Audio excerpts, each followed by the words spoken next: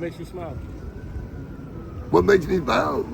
Life, y'all people make me smile now. Y'all making me smile. What y'all doing for me make me smile. It's a blessing, first of all. And y'all strangers, I never met y'all, and it's just a blessing, man. It's a blessing. God bless you. What's your name? Orlando. Orlando. Like You're a real Orlando. vibe. Yeah, you got a real positive energy to you, bro. I do. I do this every day. I clean up the neighborhood free of charge.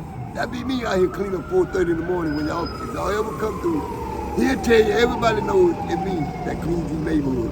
Because I don't want the needles, them beer bottles for your kid, nobody's kid. I be tired of them needles, man. That's what gets me. It really does. I hear you. It really bothers me. He'll tell you that. I pick them up. I be trying my best to just try to destroy them shits where they can't make them no more. You don't like seeing the needles out here, yeah? No, because they do it and they just leave it full of blood. Yeah. Nobody want to see these shit. They put them shits in the garbage. Yeah. It's a van comes here every morning, gives them out. They give us the container to put them in. It's a black container with the poison sign on it. Right. On point, right? Sir? The on point truck. There you go. They tell us what to do. They say put them in the black container and throw them in the garbage. You think it's useful what they do when they're giving out the needles? You think that's a good idea? No, it's not a good idea. No? No, I don't think it's a good idea. No. I'm with Trump on this. No, it's not a good idea because you go in that subway, you're going to see 100 motherfucking needles all on the fucking ground. Right. And I don't think that's right for you, him, me. You know what I'm saying? Yeah. For people that's still trying to do the right thing. I feel you. And they study giving them out, but yeah. This is America for you. What the fuck? They want to keep us discombobulated. What the fuck? Hell yeah, you're right. Keep it divided. Keep everybody divided. This is not what God wanted, though. No. He didn't want this. He didn't want this. I told people. When we had that corona, not to change the subject, he did not want us to split up. Remember how we all broke? He wanted us to come together. Yes. We all went this way, this way. He didn't like that. You're right. You're right. I don't want to, you know what I'm saying? Help me out, big man. Don't say I'm right. I don't want to be right all the time. I mean, sometimes the darkness is something you got to at least understand first if you want to change it. Yes, sir. You know what I'm coming from, but I tell people, man, y'all, we have to get together. We have to be. Yes. What with this racist shit? Yes. You still got racists on your mind, bro. It's 2000. Right. You need help. Yeah.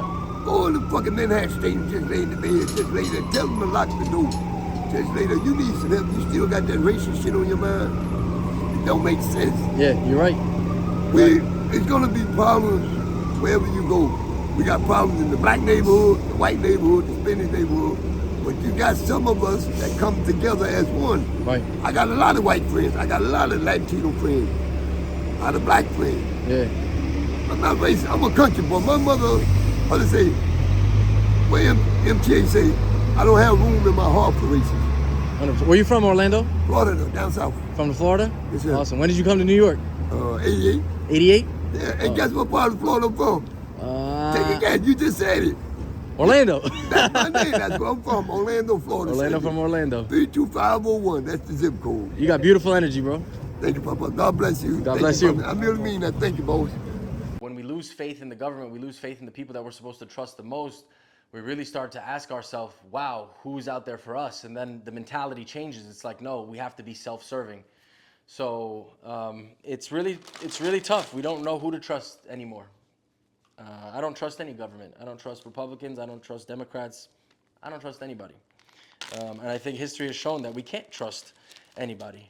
We've just come out the deadliest period in history from the 1900s, you know, and everything has changed. We went from bloody war-ridden world to now we have plenty of access in the Western world, but we have no passion left. We have no eagerness to help others. We have no eagerness to participate in life fully. And we have to ask ourselves, why is that? It's because dopamine. We have addictions. We have so many things to numb us from the real world. And if we're not fighting for something, if we're not fighting against somebody for our ideals, then we're just searching for pleasure. And there is so much good pleasure. There is so many other alternatives. But again, corporations figured it out in the 80s. As soon as we were done with wars, as soon as we were done with mass extinction, we were figuring out, okay, cool. Like now we can keep people totally disengaged in the passionate parts of life by offering, you know, ways for them to numb themselves.